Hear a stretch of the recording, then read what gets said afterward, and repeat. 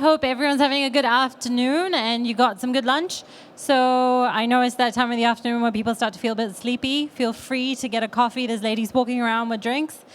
Feel free to order any drinks and let's get started. We're about to talk about hydrogen for California, the push for renewables. And here to talk with us is the Managing Director of ITM Power. Please welcome Steve Jones.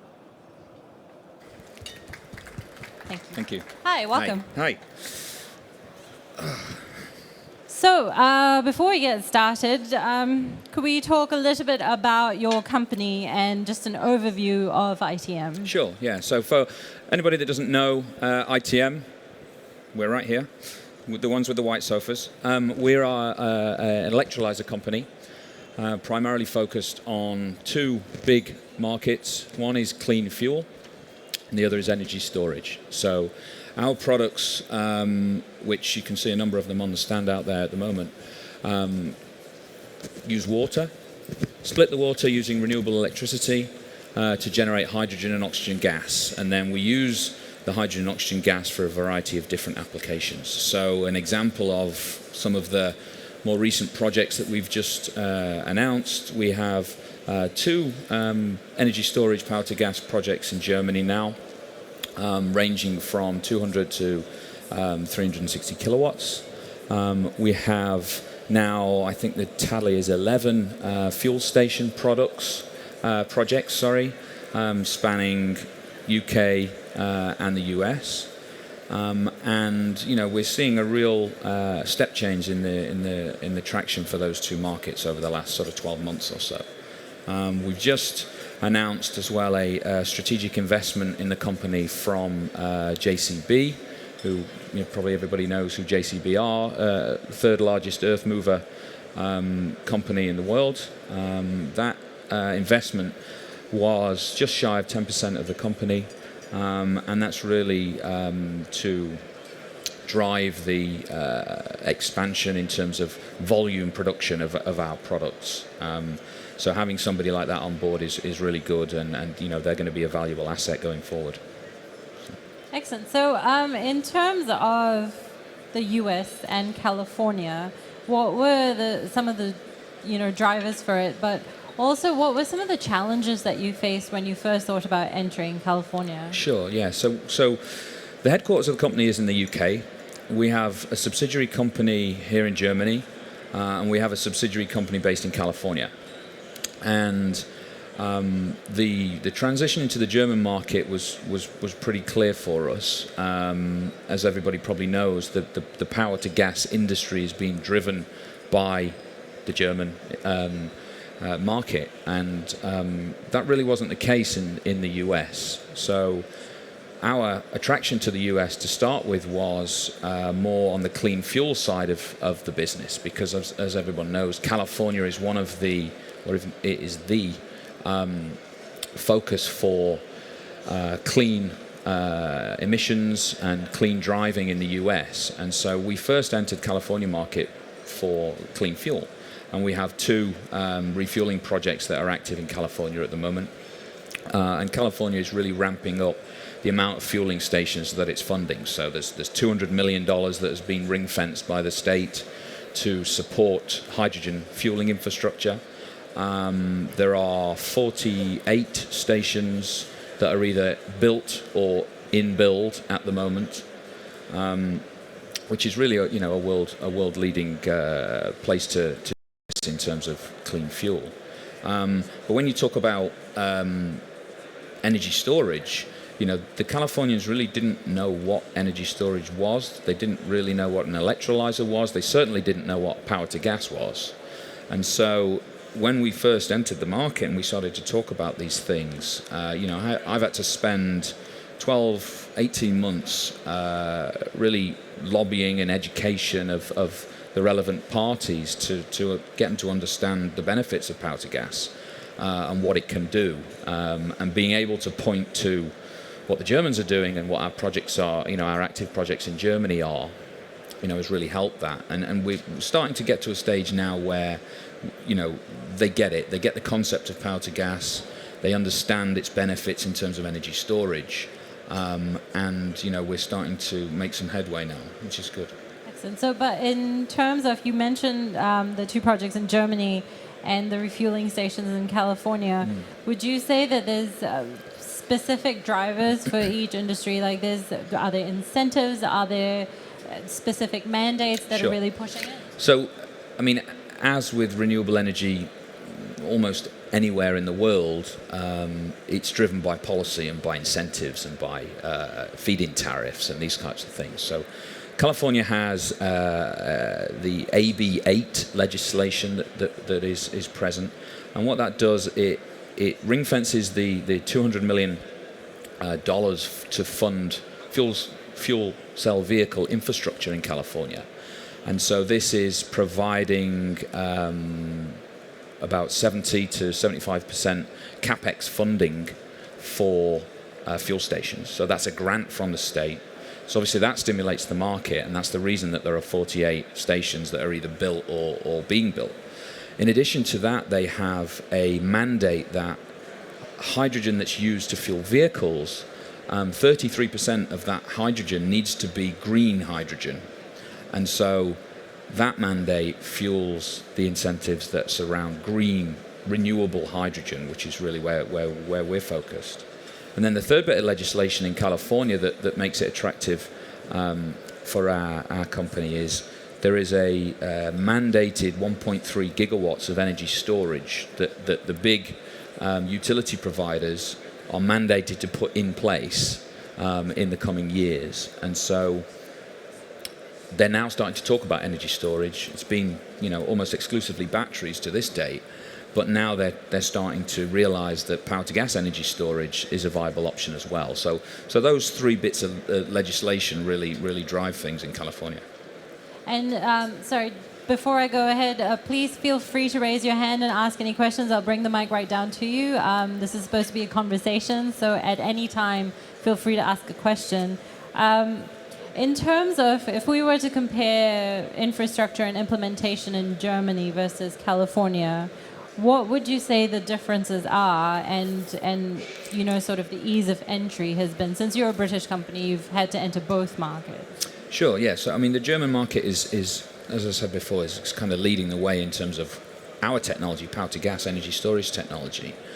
But I think the dynamics of Germany having a large installed renewable capacity, they have the big kind of north-south divide of wind in the north, solar in the south. So the market dynamics of Germany and the fact that they're wanting to phase out their fossil plants, they've scrapped the nuclear program. Energy storage was really, a critical thing that Germany needs to overcome.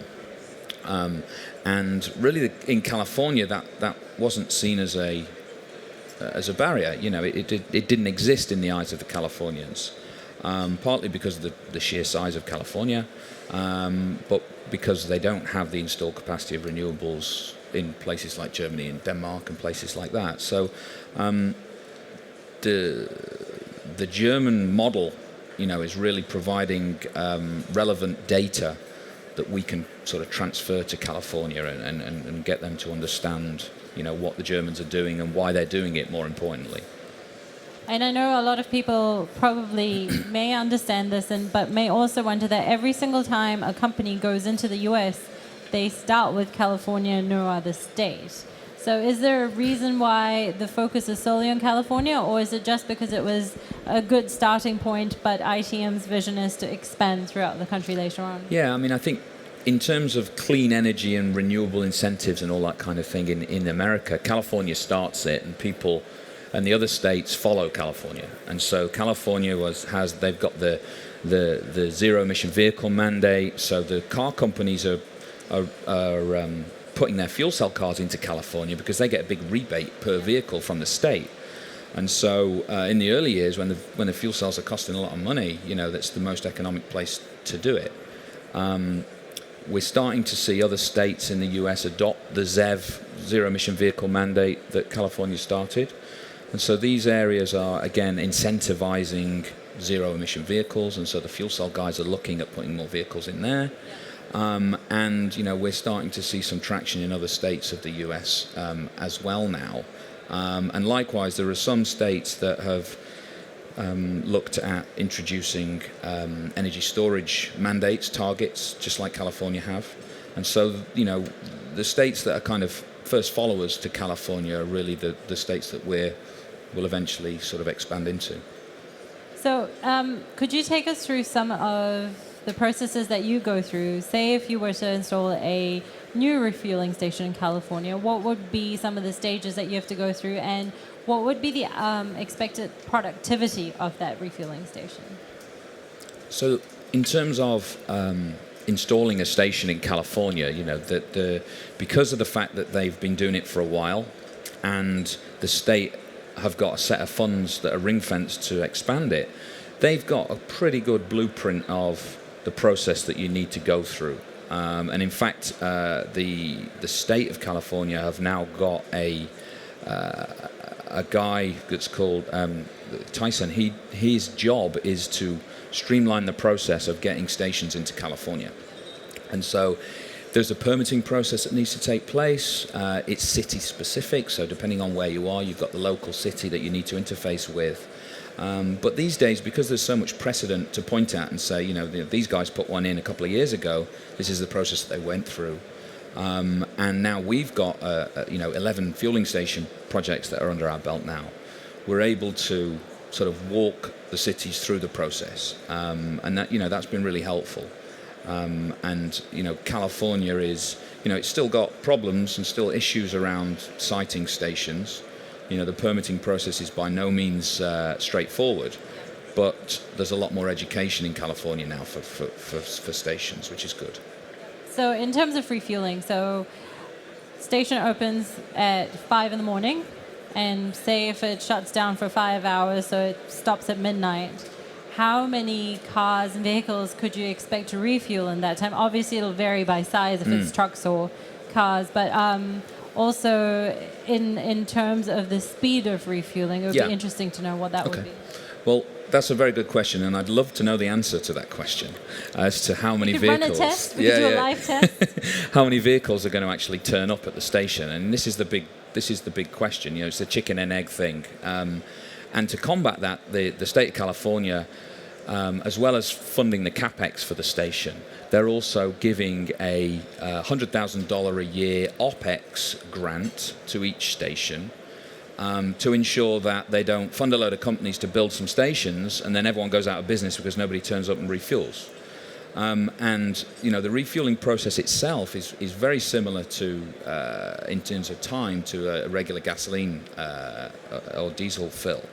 So it takes about 3 minutes, uses about 5 kilograms of hydrogen in that period of time. And the station sizes in California are all standardized around 100 kilograms a day. So 5 kilograms of fill, 100 kilograms a day gives you the capacity of the station. They all have to be public access. They all have to be open, 18 plus hours a day. So they all have to be, payment systems, card swipe. They have to be very, very similar to your existing infrastructure. But the big question that remains is, okay, you've got 100 kilograms a day. Are you going to get rid of it all in one day? The answer is no at the start. But hopefully, if the car companies continue to invest in California, that'll change. And do you think there are infrastructure challenges with getting that 100 kilograms a day to the station and making sure that it's available at all times? Because the last thing you want to do is show up to the station and see that they've run out. Yeah. So the supply issue of hydrogen in California is a hot topic at the moment. And because 33% of all of the hydrogen that's sent to vehicles has to be renewable, the renewable hydrogen supply chain is in question as well. So what we focus on with our electrolyzers is actually making the fuel on-site at the station. And so you don't have to transport it at that point in time. And so you're making it where you need it. There's no emissions associated with putting it in a diesel truck and sending it into the station. But on the same note, we're also looking at energy storage projects. So you could install a megawatt electrolyzer that will make 450 kilograms of hydrogen in a 24-hour period. That electrolyzer could be a dual-purpose site. Some of it could go through energy storage. You can inject it into the gas grid. You could make renewable methane. you could fuel vehicles, or you could fill tube trailers that then drive to the stations and provide the renewable hydrogen for the network. So, energy storage is really the only, or hydrogen energy storage is really the only technology that's able to make that link between doing just energy storage, but also providing the hydrogen fuel for the growing fuel cell vehicle population. Excellent. So if there are any questions, please raise your hands, or we have... Oh, yep, I'll come right down to you. Okay, Kalevi Korjala, Voikoski, Finland. Who are the players in California? Are they energy companies, oil companies? And another question, how many vehicles, cars are there, fuel cell cars are there, and are there other vehicles like, forklifts or any other things? So in terms of the players, there are, most of them are in this hall somewhere, but there are the industrial gas companies, your Air Products, your Praxairs, your Lindes, those kinds of things. Some of them focus more on just providing the molecules. So Praxair, for example, don't build stations like Air Products and Linde do. They just supply the molecules. But then there are also, ITM and our competitors, Hydrogenics, Proton, these types of guys. Then there are also a growing number of hydrogen station owner-operators.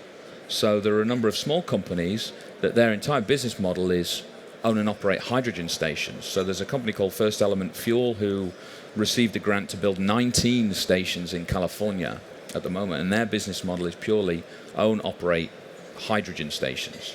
But the oil companies aren't really involved in California because the ownership of the existing fueling infrastructure is franchised in America. So whereas in the UK and in Germany, the oil companies own the stations as well. That's not really the case in America. So it's all franchised. In terms of number of vehicles, that's a great question. Again, I'd love to know the answer. It's always a bit of a mystery, but it's growing. People are, they're investing more and more. Yeah, 100-ish. And they are all cars, or are they forklifts also? Yeah, there are forklifts as well. So companies like Plug Power, Nuvera have got forklift fleets in some of the distribution centres. So, for example, we're building a station in Riverside. There's a Plug Power fleet of fuel cell vehicles in Riverside as well. I heard that Walmart is doing quite a lot. Walmart, Cisco, BMW. I think Pepsi have got a few fuel cell fleets. But we can say hundreds of vehicles, different vehicles. Oh, definitely. Hundreds. Yeah. Did you have a question? I was interested of the numbers. How many cars on hydrogen are really on the roads in California today? There are less than 100 cars at the moment in California. Less than 100? Yeah. And you have all this $200 million investment for 100 cars? $200 million is the ring-fenced amount that California will invest in infrastructure over a 10-year period. So it's $20 million a year over a 10-year period. And so that's designed to ramp the number of stations in a parallel mode with the vehicle operators, OEMs, ramping the number of vehicles that are in California. I have another question. You are intending to electrolyze hydrogen on demand, I understand. When there comes a customer wanting to fill up, you are intending to do the electrolysis at that time, in real time. So you are not going to have any storage because it's difficult to store. No, we will have storage. You will have storage, yeah. And that means that what is the capacity? I understand. I'm not an expert, but I looked into normal car has about 6 kilo hydrogen in its tank. If it's a tank of about 150 kilo weight, and that means that how many cars in refill station do you intend to fill up every day? So the stations have been standardized around 100 kilograms a day.